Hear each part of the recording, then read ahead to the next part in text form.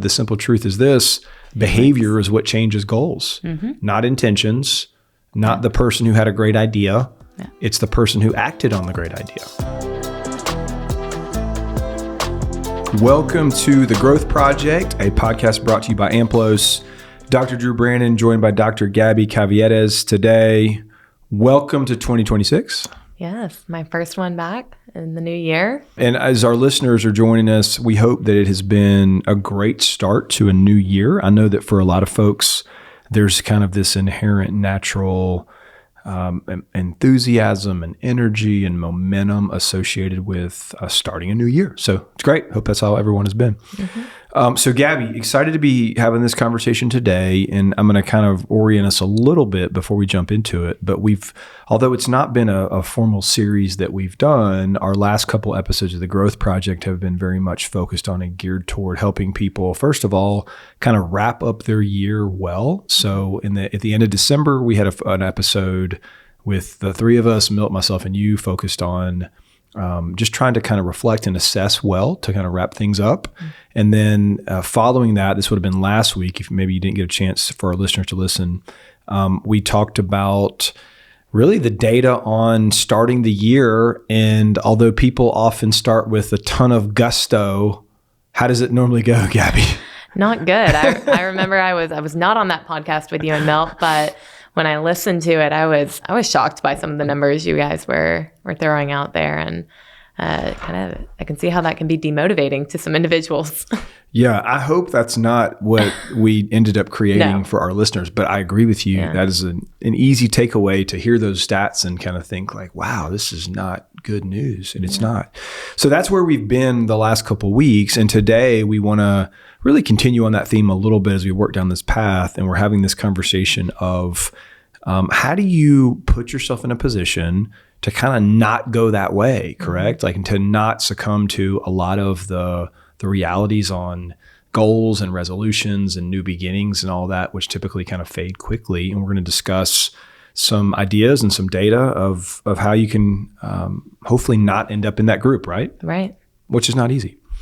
All right, Gabby. So let's kind of start here. What does the research really say about two things? One, how quickly people seem to kind of get off the path. And then the second part of that, why do they get off the path so quickly? Like what are some of the variables or factors involved with people, unfortunately, not sticking with the plan? Well, what interested me in the previous episode was you all brought to the table that only about 20% of people make it past January. Yeah. So 80% then fall off with their resolution within the first month. Yeah. And that kind of led me down the rabbit hole of thinking, okay, well, what does that look like 3-6 months down the line? How many people are sticking with it? I bet that got even worse. Yeah. So, past that 6-month marker, you're looking at only about 46% of people are going to sustain their goals or their resolutions. And that's a very low number, in my opinion. So of the 20% that make it past January, about less than half of those remaining folks will still be sticking. Wow. Yeah. Okay. Yeah. So, that's a big drop off, and it's not just the immediate drop off, but the sustained drop off over time. Right.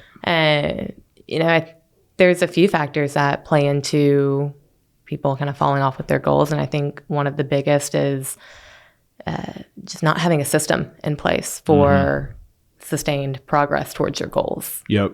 I think that's huge. And here's a tie-in that we can make here that I think fits pretty well is, and we talked about this a little bit on our reflection episode that we did, but a very normal reaction that people get when they're assessing and they're reflecting at the end of the year is it's emotional, right? And so you're thinking about your year and the things that went well, and hopefully that elicits some celebratory feelings and emotion, all that's great stuff. We want people to have that.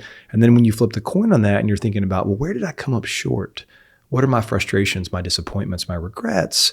That elicits emotion too. And those emotions, although helpful to kind of like make us feel like doing something, don't necessarily also come up with a plan You know, it's just like, oh, I want to be more of this or less of that, or I want to stop doing this or I want to start doing that. And all those are good things, but that's not a plan. And so I agree with you. I think part of what goes wrong here is we don't have clarity in what we're trying to do. And then I know a lot of what we're going to talk about today is we don't have a good measurement system. Yeah. Why is that so important? Well, for motivation, it's huge, right? When, you can see yourself making progress and can see changes happening, measurable change, like that is a huge motivator. It also is a way for you to engage in constant reflection and adapt your process over time. If something isn't working, you won't know that unless you are measuring the change and seeing no change. Well, if there's no change, you need to change your approach. Yep. Okay, so let's get into that, because really what we're saying here is we're going to talk about tracking. If you aren't tracking it, so whether it's your goal or my goal or anyone else's goal, if I'm not tracking it, what am I effectively saying to my brain, although maybe I haven't explicitly said it? What am I saying? You don't care. It's not important. Yeah. It's not as important. I've got a feeling that if you showed up at your bank of choice, whoever that is, and they told you that they decided not really to track your deposits and your withdrawals, they were just going to kind of like go with the flow, you wouldn't be very happy. Right. Yeah. So we don't know how much money's in your account, but there's enough. Yeah, I don't think that would go really well. So it's the same kind of thing of like, if this is important to us, we've got to have an effective method of measurement and tracking. Yeah, exactly. So Gabby, if we start there, let's first talk about the value and the purpose of tracking. So take us through that. What is, when a person is effectively tracking their progress, tracking their goals, what does that effectively do?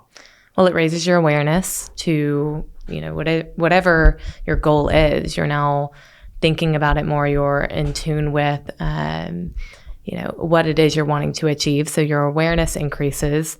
Salience. So it becomes front of mind. It becomes a priority now, just by having a system in place to track it.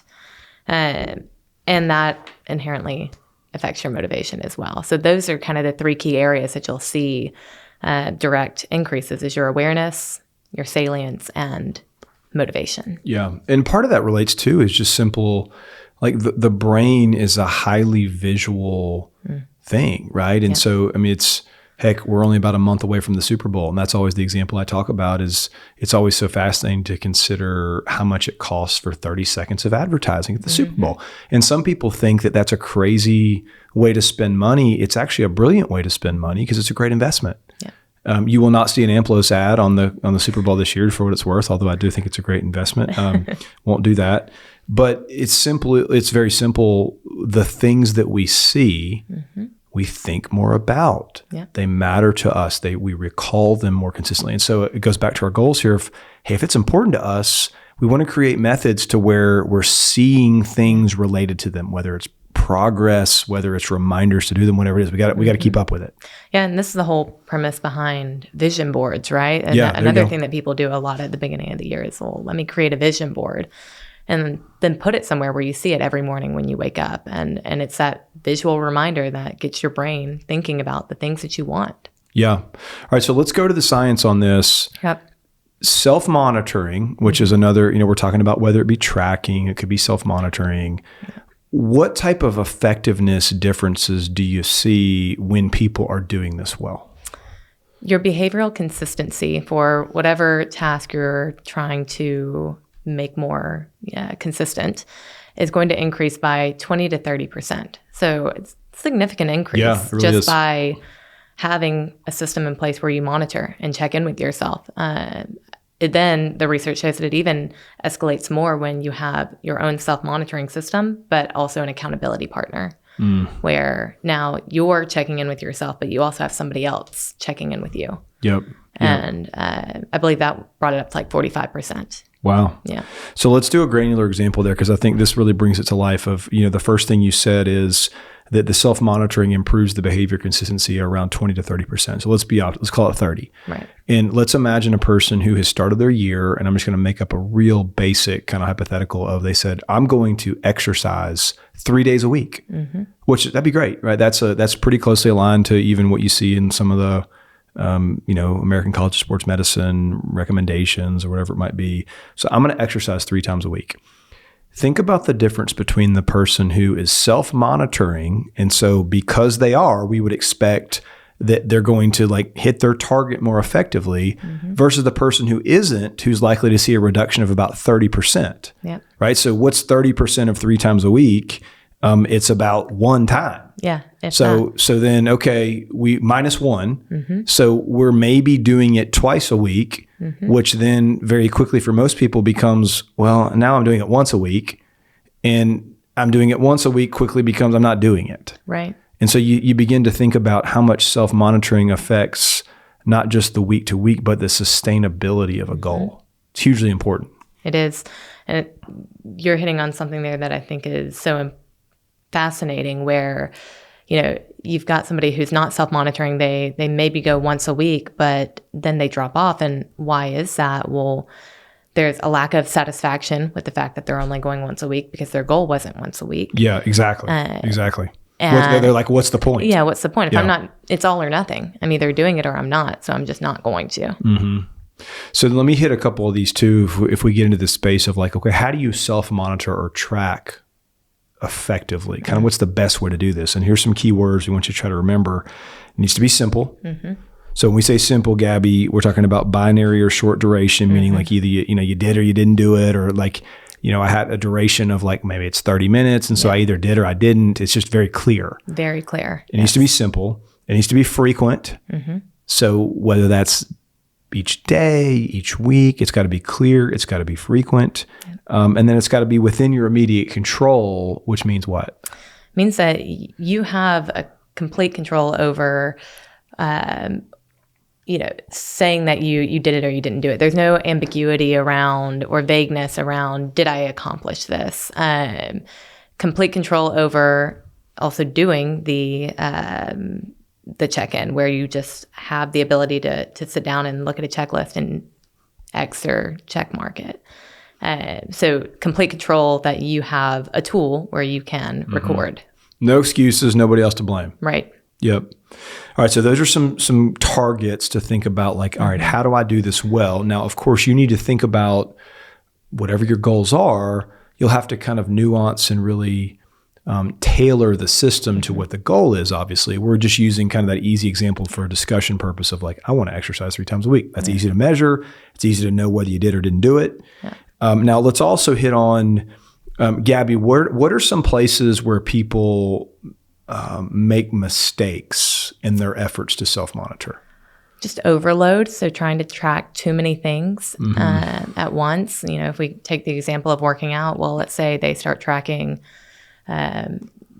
how many days they worked out, how long their workouts were, what they ate each day, going into water consumption. If they start to try to focus on all of that, it's going to be overwhelming, right? And it's too much. It takes too long to remember and recall and track all of those variables. So keeping it simple and limiting to 2 or 3 areas that you're tracking. Yeah. I mean, if you're a college student and you're hearing that, you go for it. Like I know my college student, like if she was tracking all that, she's got time. Yeah. For many other people who are trying to juggle family and kids and work, like that's probably not where you need to live as far as your tracking efforts go. And then what are some other places where people kind of get off the track here? Where your tracking becomes evaluative in nature as opposed to informative. So when you're almost grading yourself on like a grading scale of A+ to an F, did I do great or did I fail? This is why we say it needs to be binary, simple, yes or no. It's not a pass fail. It's not a did I get a 99 or a 79? It's very clear, and there's no grading system in place or evaluation system. Yeah, that's good. And then I think a last one I would mention here is there can be a perfectionism element that you get into here. And the place where I've seen that most commonly is we lose sight of the fact that the tracking is meant to serve me. I'm not meant to serve the tracking. Right. Like if it's all about, I've got to do it just right, and I've got to be right on top of this to where it stresses me out. Like that's not really the intent of this. It's supposed to be helping you. You're not supposed to be feeling overly stressed and perfectionistic about needing to check every box and that kind of thing. And that's the hardest part, I think, when it comes to tracking is we live in a world where, when we don't check everything off our list, we feel unaccomplished. We feel like we did something wrong. Yeah. This isn't about that. This is more, okay, how much of my list did I accomplish today or this week? And kind of a metric for over time saying, okay, tomorrow, can I check more off my list? Right. Or next week, can I check more? And it's, again, just more informative.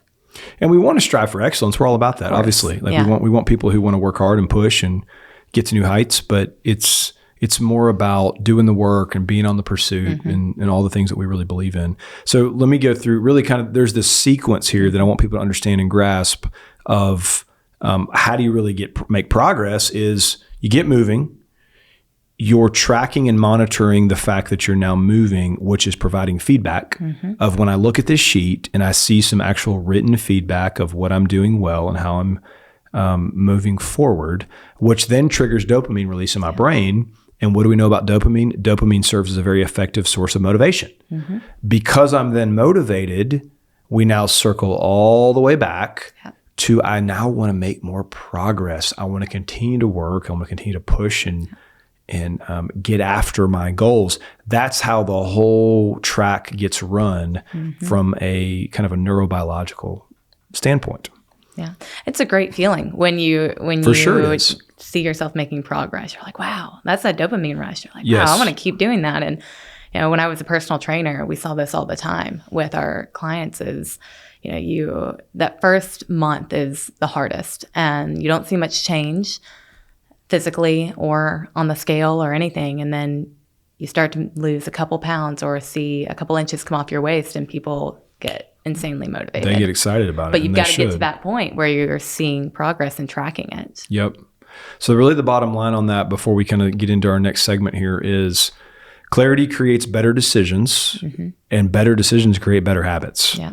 That's really the key of like, hey, when I'm really on top of and clear with what my plan is, how I'm tracking, I make better decisions. I'm making better decisions, which then reinforce better habits, and it all begins to kind of loop and serve itself. All right, so let's go to the next level of this here. And part of what we want to talk about is differentiating between outcomes versus inputs. We need to understand both. We want to track the right things here, right? So Gabby, let's start there. What is the difference between outcomes versus inputs? Well, outcomes are the end result. It's, did I lose 50 pounds or did I work out 5 times this week? Those are your outcomes, right? Inputs, these are things that are more process related, things that you have control over and that you can do every single day to make minute progress towards your ultimate outcome goal. Where most people misstep is they solely tracked those outcome goals. Yeah. They, which those are the easier ones to track, or I think they either do that or they don't track either. Yeah. But which was part of our earlier conversation, but they track too much about the outcome, too focused on the outcome, why do you think people tend to do that? They're the easiest to measure. Yeah. The numeric most of the time, whether we're looking at, again, weight, it could be revenue, it could be your win-loss record, any statistic, like those are all outcomes and they're great metrics for measuring, right? You can see very clear change, but the downfall is that you often have to wait a longer period of time to see changes reflected in that outcome. Yeah, so let's construct an example here. Let's imagine we have a person who, let's talk about a salesperson, and this could apply to across different industries, of course, but let's say, all right, hey, I didn't have a great year in 2025. It was disappointing. I didn't get great feedback, which was probably fair because I didn't really have a great year. And so because of that, I'm really focused on having a great first quarter. Like I want Q1 of 2026 to be awesome, okay, which is a great goal. Yeah. I'll just make up some numbers just so that we have kind of a clear specific example here. But let's say in this person's particular industry, a great month, we'll do simple math, a great month is $100,000 of sales. Like that would be awesome. And so this person's goal for Q1 is, we'll call it $275,000 worth of sales of their product, whatever that product might be, which would mean I've got to have some really strong months. Yeah. Like I'm not requiring myself to kind of hit a grand slam January, February, March, because that would get me to 300, obviously. But I've got to be pretty dang good if 100K is a really, really strong month. Right. So we've said 275 is the goal for the first 3 months. That's an outcome goal. Yes. The next thing that person should really do would be to begin thinking in terms of 24-hour periods. Yes.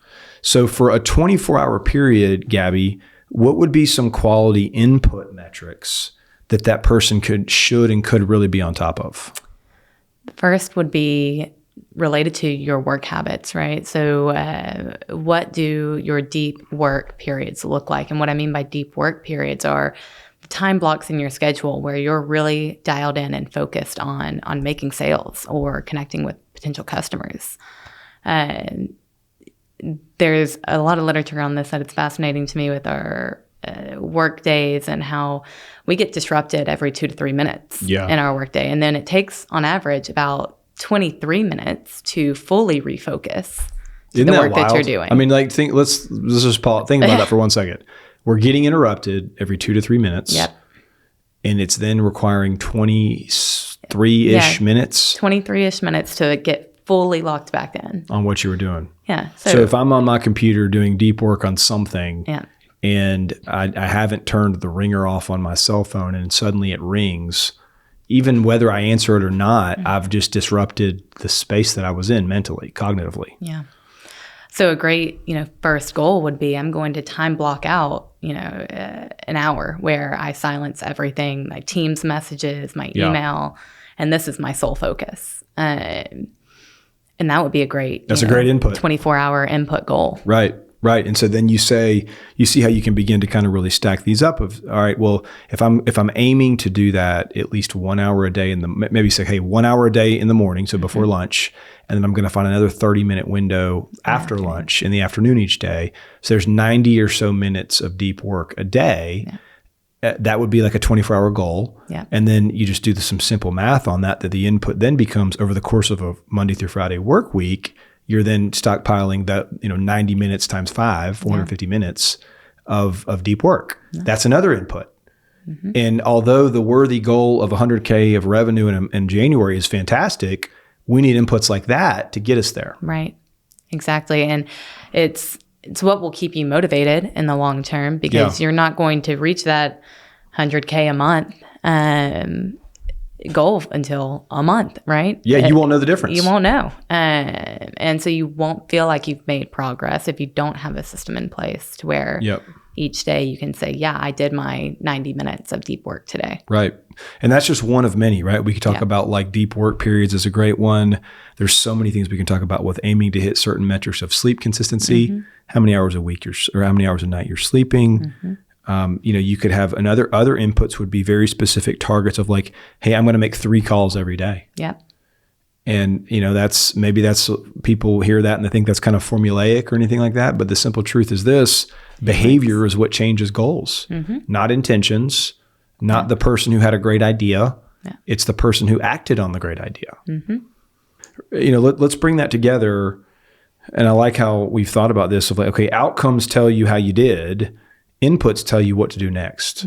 So you think about the way in which that brings clarity to your day. That's especially true. Like here's a connection we'll make, as we know, according to the data, most Americans don't sleep enough. Yeah. They don't sleep enough and they drink too much caffeine. So what does that translate to? Okay, you kind of find a way in the mornings, you eat lunch. Then you drink some more caffeine. And then what happens on the other side of lunch for people who are not indulging in the extra caffeine? They're not very good. Yeah. Their brain is not exactly firing on all cylinders. And so there's where you see how you can kind of run into this trouble of like, if you're lacking the input consistency, like, well, I already know what to do next. If you don't know what to do next, you're going to waste a lot of time. Okay, so we've been through and really kind of highlighted the importance of self-monitoring and tracking. We've differentiated outputs versus input, or outcomes versus inputs. And we need both, but we really need to have people focused on inputs. Now, Gabby, let's get into we've built our system. how do we need to be studying and assessing the system that we built to know whether or not it's the right one? Right. Well, there's a couple more steps we need to add to our system where we've got the first of our actions, what we're going to be doing, how we're going to measure them. Now we need to set a time to reflect. So at the end of every week or every 2 weeks, I would say every 2 weeks minimum, spend some time on a Sunday before the start of the week and say, okay, what went well for me this week in relation to those input goals that I set or input actions. And let's stick with our example here. And we've got somebody in sales who has dedicated an hour in the morning and 30 minutes in the afternoon to deep work. Well, they tried it for 2 weeks, and Sunday before the start of their third week, they're doing some reflecting and they realize, wow, only less than half of my work days was I able to block out an entire hour in the morning. It just doesn't work with my environment. So now you have to solve your problem. Well, if it's not working, now we need to adjust. And that's the next step is, okay, what needs to change? And maybe that's that you do 30-minute blocks in the morning, a 30-minute when you first get to work, and then a 30 minutes later in the morning before lunch. And then you keep your 30-minute afternoon. Yeah. Shifting the dynamic that your inputs are being carried out through. Or you might need to change your environment. Yeah. It might be that you are capable of an hour, but you're in the wrong environment. And so that's what's getting in the way. Yeah. And so figuring out a time every week or every 2 weeks to reflect on your inputs, how they're going, and what adjustments you need to make, and then repeat. So the next week, go through the new plan, make the minor changes, reflect. Did it work? Did it not work? When we are trying to make progress, it's never a straight road. It's never going to be a straight and easy path. Things are going to have to change along the way, and you've got to be adaptable. Yep. Yeah, and I want to mention this too, related to the assessment thing you mentioned. We've said this on the Growth Project in the past. It's a very important concept here of when you're assessing, whether it be routines or whatever it is, you need to be the scientist, not the prosecutor. Be the scientist, don't be the prosecutor. You are seeking information. You're looking at things objectively. Yeah. You're doing it in an emotionless way as you're reviewing and assessing how you're doing with your progress. Don't be the prosecutor who is trying to find what's wrong and be harshly critical and nitpick. Like, don't do that to yourself. Not helpful. Just be the scientist who can be a little bit detached from it emotionally, make the observation, say what it is, and then make the adjustment. What's the danger in using emotions in this process, or in not taking that informative approach? What tends to happen? Yeah, I mean, I think given what we've said about the literature and how people quickly fall out of what they're trying to do here, the danger becomes I get really defeated. Yeah. And I kind of throw my hands up and say like, here I did it again, or I'm never going to get this right, or why can't I seem to get this right, or what's the point, or you name it. There's a million different reactions you can have. But that danger of allowing your kind of negative appraisal of self to just put you on a spiral. That's exactly what it will do. Yeah. As you become self-critical and wondering why you didn't achieve your goals. It's not about that. It's figuring out the plan that will work, the execution plan that will work in your favor. And it's okay that it's not going to be perfect when you first set it up. Yep. It never is. You always have to work out some kinks. And really, when you look at kind of goal achievement in people's ability to stick with things, that's one of the biggest problems there is people struggle to kind of dial up and dial down. They don't adjust well. Yeah. And they get, if they do get to the point where they maybe are kind of, okay, I'm going to dial down on this, it really isn't the time to be defeated, because we're not saying that we're only going to dial down and we'll never dial back up again. It's more about, no, this hasn't worked. Back off a little bit, build more consistency, hit the target more effectively, go back to what we just said earlier about how that actually increases motivation. Yeah. It could be that you're just a few weeks away from kind of dialing right back to where you wanted to be initially. Just take some time. It does. All right. Now, Gabby, let's kind of try to pull a lot of this together as we move into finishing up our conversation for today. And so we've gone through a lot of, I think, kind of essential elements of how you track effectively, how you increase the likelihood you stick with things. If I'm a listener on the other side of this and I'm making my best attempt to consolidate this information and then most importantly, apply it to my life, walk me through kind of a next step. Where do I go? Keep it simple. Like we mentioned earlier is, pick one outcome, one big outcome or one resolution that you want to focus on. And that's the first step. Okay. So it could be personal, could be professional. Yeah. Really, it's wide open. Yeah. But let's be narrow with it and specific and clear of one outcome. Yeah. One outcome. We don't want to, engage in tracking overload here. So we're going to start with one outcome. Yeah. Especially if you're new to tracking, it's something that you need to ease into. So one outcome. Next step is pick 2 to 3 inputs. So 2 to 3 actions that you're going to be measuring daily to make progress towards that outcome. So just 2 or 3. Mm-hmm. Again, avoiding overload here. And one reflective question. That's the final step is what's that reflective question you're going to ask yourself every week or every 2 weeks? To prompt yourself to adapt and adjust. Yeah. Yeah. And that's a great, at the end there of the reflection question. And I want to kind of provide an example on that of what I would recommend people think about and focus on when formulating that question is get personal, right? Like, so let's do an example and then a corresponding reflection question. Maybe your goal is you want to lose weight. Yeah. Okay, great. That's fine. That's a pretty common thing this time of year. Why is it important to you? Like why does it matter to you to get healthier and lose weight? And for a lot of people, the answer tends to have something to do with like their families, right? So I can be healthier longer for the people that I love. So I can be more available to the people I love. I can be more physically active and get outside. Like all that's great stuff. But I think if you can create a reflection question that tugs at the emotion and the importance of kind of why, you're so much more likely to stick with it and to do the hard work. Because you remember the importance to you. Absolutely. Yeah. Absolutely. And I think alternatively there, if you lack really that personal connection to whatever it is, this is true for any of us, it's just simple human nature, we're so much less likely to do the heavy lifting. Yeah. It's not important enough to us. Exactly. Okay, so that's a great way to really kind of boil that down and help people think about a next step with this. So I would just say kind of as we move toward a close, and we always try to be clear about this when we're talking about a lot of what the science says, we're not trying to kind of like do a negative forecast here. Okay, not at all. We want to be informing you all as our listeners on this is just what we see in the research. Anytime you see data like that that's negatively compelling of like, gosh, it's hard to get this right, we hope, like the perspective we hope people take is like, well, then I really need to get educated. Yeah. I need to be informed because the people who are informed and have the right resources and understanding of the space are so much more likely to get it right. Yeah. So that's really our objective.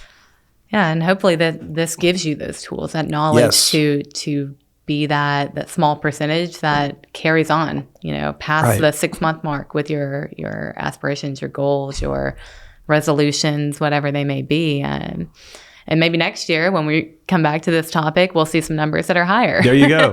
Hey, one life at a time. One life at a time. AMPLOS growth project is going to be moving the needle so that when we are discussing this next year, it will not be the 6 to 8%. No. Or no, we're going to do better than that. We're going to do better than that. Like, I love the optimism of that. Okay. No. Awesome. Well, hey, we hope that you are off to a great start with not just these things we're talking about, but the other things, your priorities, your thoughts and your intentions toward this year. Mm-hmm. Always very appreciative of everybody tuning in to the Growth Project. And we will look forward to spending time with you again here real soon. Take care.